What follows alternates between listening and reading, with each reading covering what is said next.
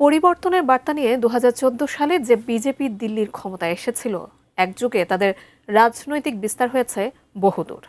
কিন্তু সাম্প্রতিক উপনির্বাচনে পরপর ২ আসনে হার সেই অপ্রতিরোধ্য ভাবমূর্তিতে প্রশ্ন তুলছে। তরুণ ভোটারদের ক্ষোভ, চাকরি ও শিক্ষার সংকট সবই বদলে দিচ্ছে ভোটের সমীকরণ।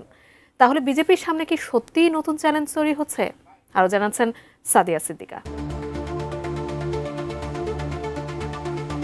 ২০১৪ সালে নরেন্দ্র মোদীর নেতৃত্বে বিজেপি ভারতের কেন্দ্রীয় সরকারের ক্ষমতায় আসে। তখন তীব্র মূল্যবৃদ্ধি, বেকারত্ব ও দুর্নীতিতে ক্ষুব্ধ মানুষ পরিবর্তনের আশা করছিল। সেই সময় বিজেপি নেতৃত্বাধীন জোট প্রায় ৩৪% ভূখণ্ডে সরকার পরিচালনা করছিল। সেখানে বাস করত প্রায় ২৫% মানুষ। বিপরীতে বিরোধীদের দখলে ছিল ৬০% ভূখণ্ড ও ৭০% জনসংখ্যা। সম্প্রতি দ্য ওয়ালের এক প্রতিবেদনে উঠে এসেছে এই তথ্য।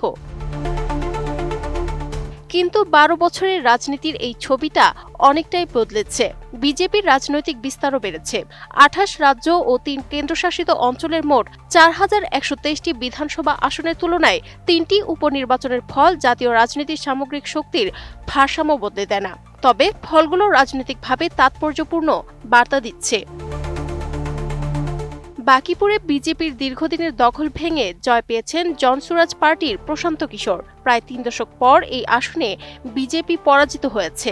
আসনটি আগে বিজেপির জাতীয় সভাপতি নীতিন নবীনের ছিল। ২০০৬ সালের প্রথম বিধায়ক হওয়ার পর তিনি একাধিকবার জয় পান। রাজ্যসভায় যাওয়ার পর আসনটি খালি হলে উপনির্বাচন হয়। এই হারের সঙ্গে তরুণ ভোটারদের মনোভাবও আলোচনায় এসেছে। প্রশান্ত কিশোরের মতে, সাম্প্রতিক জেনজি আন্দোলনের প্রভাব তার জয়ে ভূমিকা রাখতে পারে। অর্থাৎ বেকারত্ব, শিক্ষা ও চাকরির প্রশ্ন ভোটের অঙ্কেও প্রভাব ফেলেছে কিনা উঠছে সেই প্রশ্ন। কোয়ালিটি সম্পন্ন আন্তর্জাতিক মানের steel bar CSRM, committed for better steel. দাদিয়াতেও বিজেপি হেরেছে। কংগ্রেসের ঘনশ্যাম সিং বিজেপির আশুতোষ তিওয়ারিকে ৬,০১৬ ভোটে হারিয়েছেন। মঞ্জুলপুরে অবশ্য বিজেপি জয় ধরে রেখেছে। সতীশ পাটিল কংগ্রেসের ভিকারাবাড়িকে ৩০,৪৯৯ ভোটে হারিয়েছেন। অর্থাৎ ৩ আসনে বিজেপির জয় একটিতে, হার দুটিতে।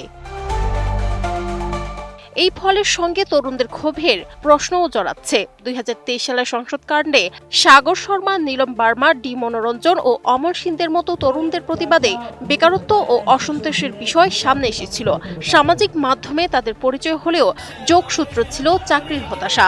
সংসদে প্রতিবাদের পর তাদের বিরুদ্ধে ইউএপিএতে মামলা হয়।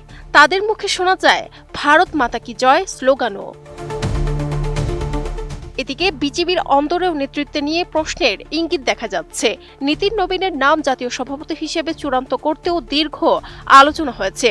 উপনির্বাচনের প্রার্থী বাছাই নিয়েও অসন্তোষের খবর এসেছে। ককরোচ জনতা পার্টি আন্দোলনেও প্রশ্ন ফাঁস। শিক্ষা, চাকরি ও ভবিষ্যৎ নিয়ে তরুণদের ক্ষোভ সামনে আসে। আন্দোলনের চাপে শিক্ষামন্ত্রী ধর্মেন্দ্র প্রধানের পদত্যাগও রাজনৈতিক বার্তা তৈরি করেছে। এমন পরিস্থিতিতে সাধারণ জনমনে এখন প্রশ্ন, তাহলে কি বিজেপির ভোট ব্যাংকে ফাটলের ইঙ্গিত মিলছে? তরুণদের ক্ষোভ কি আগামী দিনের রাজনীতিতে বড় ভূমিকা নেবে? আর মোদি শাহের একক সিদ্ধান্তের প্রভাব কি সত্যিই কমতে শুরু করেছে? Sadia Siddika, ATN news.